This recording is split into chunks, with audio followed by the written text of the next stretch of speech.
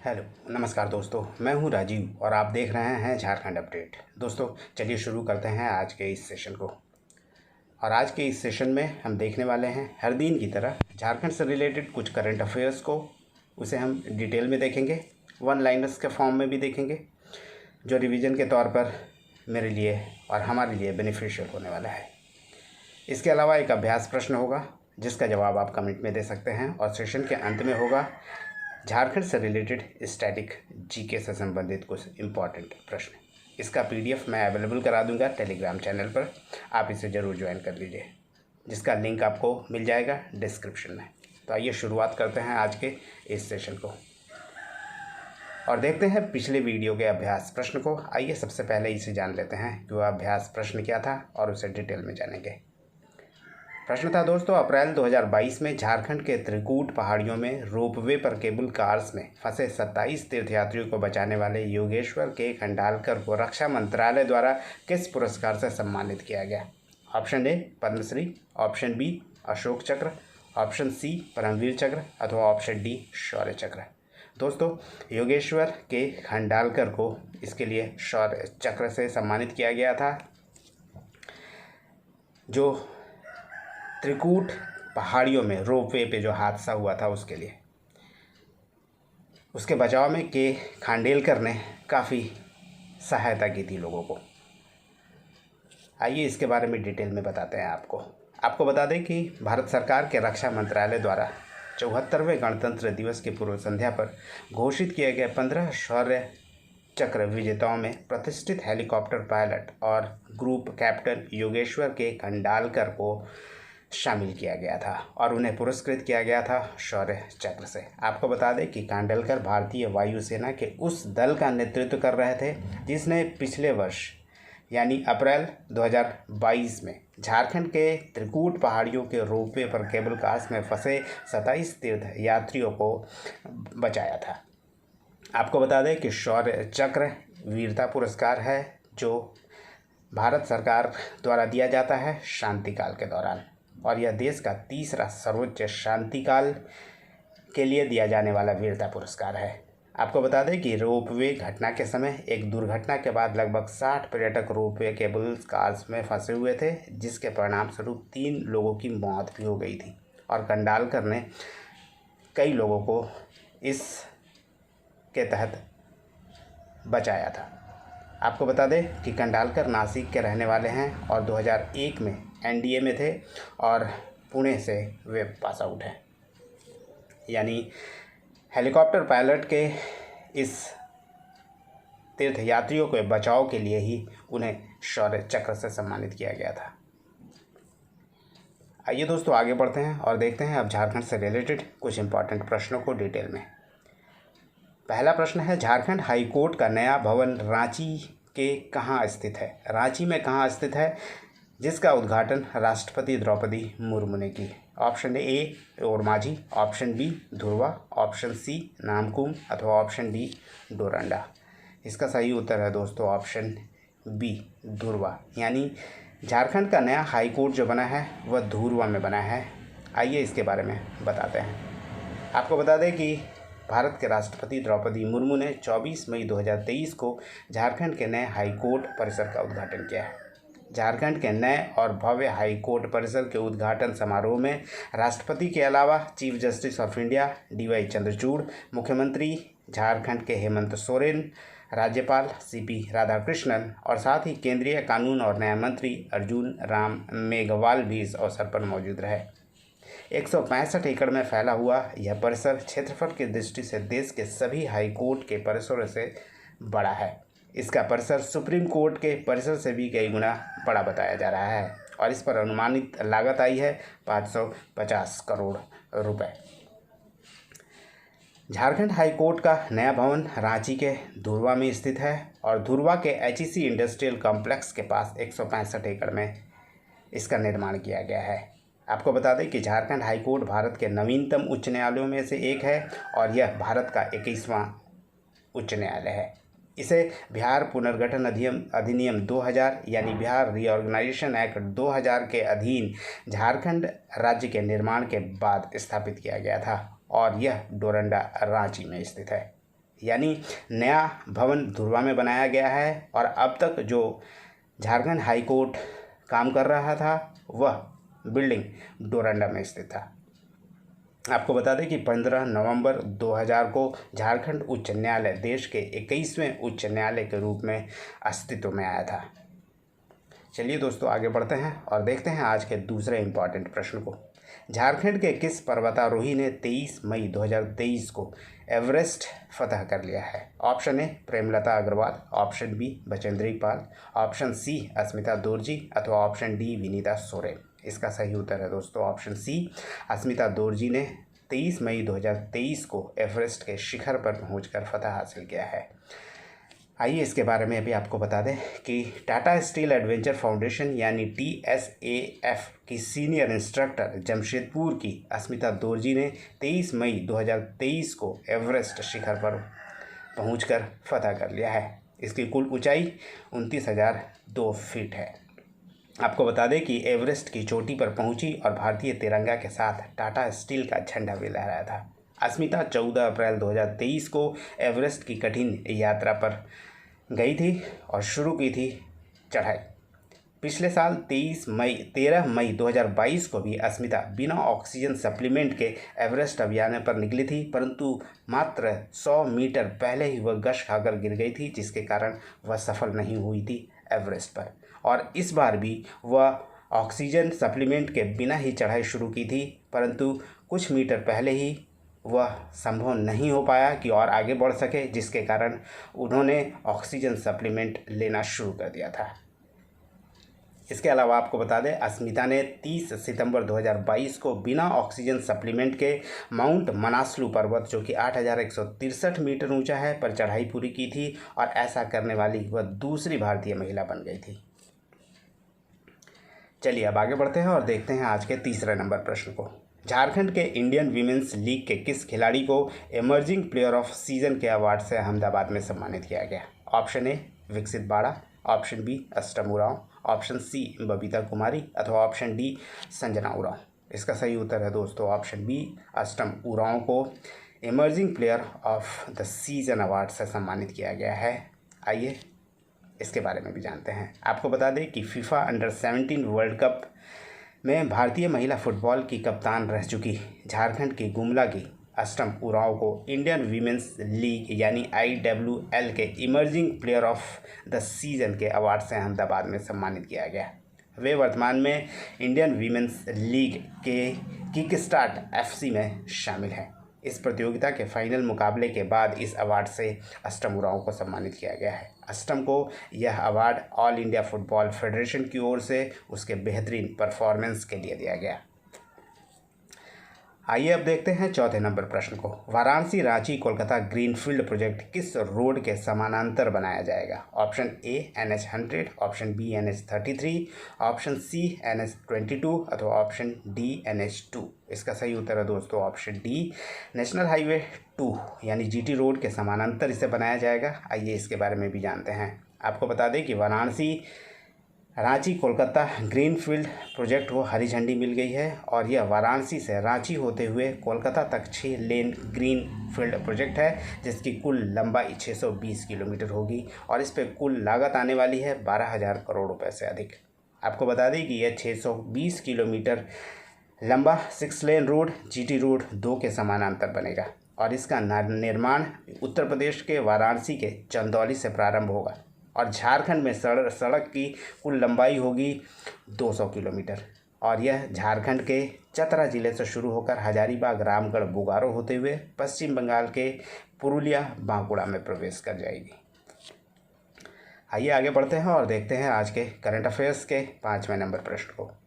झारखंड में मृदा जांच के लिए कितने हाई स्कूलों को चिन्हित किया जाएगा ताकि भारत सरकार द्वारा यहां मृदा जांच प्रयोगशाला यानी सॉइल टेस्टिंग लैब की व्यवस्था की जा सके? Option A 100, option B 200, option C 500 अथवा ऑप्शन डी 575। इसका सही उत्तर है दोस्तों ऑप्शन सी 500 हाई स्कूलों के लिए चयनित किया जाएगा और जिसमें मृदा जांच प्रयोगशाला की व्यवस्था की जाएगी ताकि छात्र अपने गाँव के मिट्टी की जांच कर सकें। आपको बता दें कि भारत सरकार के कृषि और कल्याण विभाग द्वारा झारखंड में मृदा जांच के लिए 500 हाई स्कूलों को चिन्हित किया जाएगा, ताकि भारत सरकार द्वारा यहां मृदा जांच प्रयोगशाला यानी सॉइल टेस्टिंग लैब की व्यवस्था की जा सके। स्कूल के छात्रों को मृदा जांच का प्रशिक्षण दिया जाएगा, जिससे वह अपने दूसरे किसानों की ज़मीन की मृदा लाकर लैब में जांच कर सकेंगे और उसके बाद बता सकेंगे कि जांचे गए खेत की मृदा कैसी है और उसमें कौन से अनाज उपजाए जा सकते हैं। इसके अलावा भारत सरकार ने सीड ट्रैकिंग के लिए भी पोर्टल की व्यवस्था की है और इसे झारखंड में जल्द ही लागू किया जाएगा, जिससे बाज़ार में सही बीज का वितरण किया जा सके। तो दोस्तों चलिए अब बारी है झारखंड से रिलेटेड करंट अफेयर्स से संबंधित कुछ वन लाइनर्स के फॉर्म में प्रश्नों को जानने की।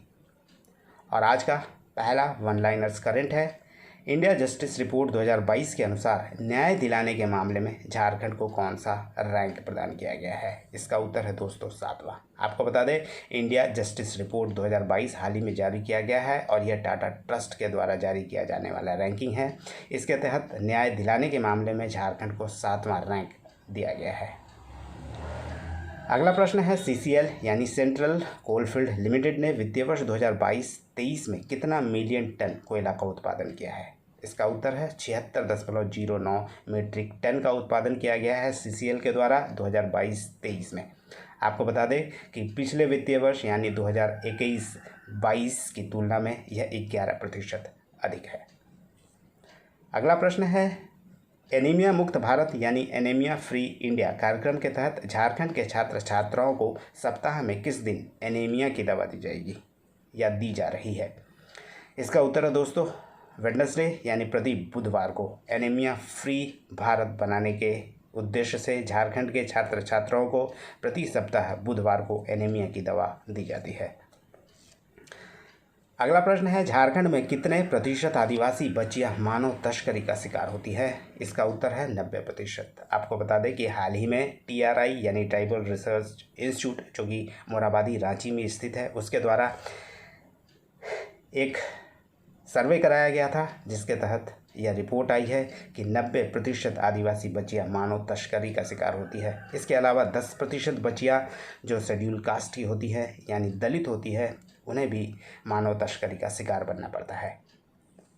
अगला प्रश्न है, झारखंड सरकार ने पुरानी पेंशन व्यवस्था योजना यानी OPS ओल्ड पेंशन स्कीम को किस तिथि से राज्य में बहाल कर दी है। इसका उत्तर है दोस्तों 1 सितंबर 2022 से झारखंड में पुरानी पेंशन योजना को NPS के स्थान पर यानी नेशनल पेंशन स्कीम के स्थान पर लागू कर दिया गया है। चलिए अब आगे बढ़ते हैं और देखते हैं अभ्यास प्रश्न को। दोस्तों आज का अभ्यास प्रश्न है, हाल ही में झारखंड सरकार के किस विभाग द्वारा झार जल मोबाइल ऐप लॉन्च किया गया है। ऑप्शन ए स्वास्थ्य विभाग, ऑप्शन बी कल्याण विभाग, ऑप्शन सी पेयजल एवं स्वच्छता विभाग अथवा ऑप्शन डी संयुक्त रूप से उपरोक्त सभी विभाग द्वारा यह झार जल पोर्टल ऐप को लॉन्च किया गया है। दोस्तों इसका जवाब उम्मीद करता हूँ आप ज़रूर कमेंट में करेंगे। अब बारी है दोस्तों स्टैटिक जीके से संबंधित कुछ प्रश्नों को जानने की। आइए इसे भी जानते हैं। और आज का प्रश्न है, रेडिकल डेमोक्रेटिक पार्टी की नींव किसने डाली थी, या RDP यानी रेडिकल डेमोक्रेटिक पार्टी का गठन किसने किया था। Option A SN Haldar, option B AK Roy, option C Jawaharlal Nehru अथवा ऑप्शन डी MN रॉय। इसका सही उत्तर है दोस्तों ऑप्शन डी MN रॉय के द्वारा रेडिकल डेमोक्रेटिक पार्टी की स्थापना की गई थी 1940 में। आइए इसके बारे में भी जानते हैं डिटेल में। आपको बता दें कि रेडिकल डेमोक्रेटिक पार्टी की स्थापना MN रॉय के द्वारा की गई थी 1940 में रामगढ़ में, और MN रॉय एक इंटरनेशनल कम्युनिस्ट नेता थे। RDP यानी रेडिकल डेमोक्रेटिक पार्टी एक राजनीतिक पार्टी थी और द्वितीय विश्व युद्ध के समय में अस्तित्व में थी और रेडिकल कांग्रेसियों के लीग से अलग हुई या विकसित हुई एक पार्टी है। आपको बता दें कि एमएन रॉय ने मित्र राष्ट्रों के समर्थन करने के लिए युद्ध में भारत को शामिल करने के उद्देश्य से 1940 में रेडिकल डेमोक्रेटिक पार्टी यानी आरडीपी की स्थापना की थी। आरडीपी ने भारतीय स्वतंत्रता के लिए भी बहुत उल्लेखनीय कार्य किया है और सराहनीय कार्य किया है। आपको बता दें कि 1944 से 48 की अवधि के दौरान आरडीपी के महासचिव वीएम तारकुंडे थे। रायवादियों की ट्रेड यूनियन विंग जो है वह इंडियन फेडरेशन ऑफ लेबर के नाम से जानी जाती थी। आपको बता दें कि कट्टरपंथियों द्वारा मानवतावादी आंदोलन को जगह देने के लिए ही 1948 में आरडीपी को भंग कर दिया गया था, यानी आरडीपी पार्टी को समाप्त कर दिया गया था। आपको बता दें कि 1940 रामगढ़ में कांग्रेस की जो 53वीं बैठक हुई थी उस दौरान ही इसका गठन किया गया था एमएन रॉय के द्वारा। चलिए आगे बढ़ते हैं और देखते हैं झारखंड से रिलेटेड कुछ इम्पॉर्टेंट ट्रेडिशनल अफेयर्स को वन लाइनर के फॉर्म में। इसे भी डिटेल में जानेंगे हम एक एक कर। दोस्तों आपको बता दें कि तिलका मांझी द्वारा गांव में विद्रोह का संदेश किस माध्यम से भेजा जाता था, यह है आज का पहला प्रश्न। इसका उत्तर है सखुआ, यानी साल के पत्तों का प्रयोग किया जाता था इसके लिए। और इस आंदोलन यानी तिलका आंदोलन के प्रचार प्रसार के लिए साल के पत्तों को जगह जगह भेजा जाता था ताकि लोगों को इकट्ठा किया जा सके। इसके अलावा आपको बता दें कि तिलका आंदोलन 1783 से 85 के दौरान किया गया एक आंदोलन था। इसके अलावा आदिवासी स्वतंत्रता की रक्षा और अंग्रेज़ों को खदेड़ना ही इसका मुख्य उद्देश्य था। इसके अलावा आपको बता दें कि झारखंड में भारतीय स्वतंत्रता संग्राम के तहत किया जाने वाला यह पहला आंदोलन है, यानी शहीद तिलका मांझी ने पहला आंदोलन झारखंड में किया था भारतीय स्वतंत्रता संग्राम के तहत। तिलका आंदोलन का क्षेत्र था मुख्य रूप से भागलपुर यानी संथाल परगना क्षेत्र में इसे किया गया था। और अंत में तिलका मांझी को फांसी की सज़ा दी गई थी भागलपुर में ही बरगद के पेड़ पर। अगला प्रश्न है दोस्तों, झारखंड में किस नदी बेसिन का जल सर्वाधिक प्रदूषित है? इसका उत्तर है दामोदर। आपको बता दें कि मुख्य रूप से झारखंड में 2 नदी बेसिन ही है, एक दामोदर और दूसरा स्वर्णरेखा। और दामोदर नदी बेसिन सर्वाधिक प्रदूषित नदी है। दामोदर के बारे में आपको बता दें कि दामोदर नदी का उद्गम है लातेहार का टोरी क्षेत्र और छोटा नागपुर पठार से यह निकलती है। और इसका मुहाना है बंगाल की खाड़ी में, बंगाल के शोक के तौर पर जानी जाती है। और हुगली नदी इसका मुहाना है, यानी दामोदर नदी निकलती तो है लातेहार के टोरी क्षेत्र से, छोटा नागपुर से, परंतु यह मिल जाती है हुगली नदी में कोलकाता के पास। इसके अलावा आपको बता दें कि यह झारखंड की सबसे लंबी नदी है, सबसे बड़ी नदी है और सबसे प्रदूषित नदी के तौर पर भी जानी जाती है और इसे देव नदी के नाम से भी पुकारा जाता है। अगला प्रश्न है दोस्तों, झारखंड की कौन सी एकमात्र नदी स्वतंत्र रूप से बंगाल की खाड़ी में गिरती है? इसका उत्तर है स्वर्णरेखा। आपको बता दें कि झारखंड की एकमात्र नदी स्वर्णरेखा है जो स्वतंत्र रूप से बंगाल की खाड़ी में जाकर मिलती है, किसी दूसरे नदी में जाकर नहीं मिलती है। और इसका उद्गम है रांची के नगरी गांव, ये भी छोटा नागपुर पठार से निकलती है और बंगाल की खाड़ी में स्वतंत्र रूप से मिल जाती है। आज का अगला प्रश्न है दोस्तों, झारखंड का सर्वाधिक जनसंख्या घनत्व वाला जिला कौन सा है? इसका उत्तर है धनबाद। आपको बता दें कि धनबाद का जनसंख्या घनत्व है 1316 प्रति। इसके अलावा झारखंड का सबसे कम जनसंख्या घनत्व वाला जिला है सिमडेगा। सिमडेगा में जनसंख्या घनत्व है 159 और झारखंड का जनसंख्या घनत्व है दोस्तों 414 प्रति। अगला प्रश्न है दोस्तों, CNT एक्ट की धारा 46 किसी अनुसूचित जनजाति के रैयत की ज़मीन उसी थाना क्षेत्र में रहने वाले किसी दूसरे अनुसूचित जनजाति के व्यक्ति को किसके पूर्वानुमति से अंतरित किया जा सकता है, यानी ट्रांसफ़र किया जा सकता है? इसका उत्तर है दोस्तों उपायुक्त। यानी उपायुक्त की अनुमति के बिना किसी भी अनुसूचित जनजाति के व्यक्ति का ज़मीन अंतरित नहीं किया जा सकता है, यानी ट्रांसफ़र नहीं किया जा सकता है उसी थाना क्षेत्र के अंतर्गत। आपको बता दें कि CNT एक्ट, जिसे छोटा नागपुर काश्तकारी अधिनियम के तौर पर जाना जाता है, और यह बंगाल काश्तकारी अधिनियम से प्रभावित एक एक्ट है और इसे लागू किया गया था 11 नवंबर 1908 को और इसके मुख्य कर्ता धर्ता यानी ड्राफ्ट इसका तैयार किया था जॉन H. हॉफमैन ने। तो ये था दोस्तों आज का सेशन। उम्मीद करता हूँ आपको पसंद आया होगा।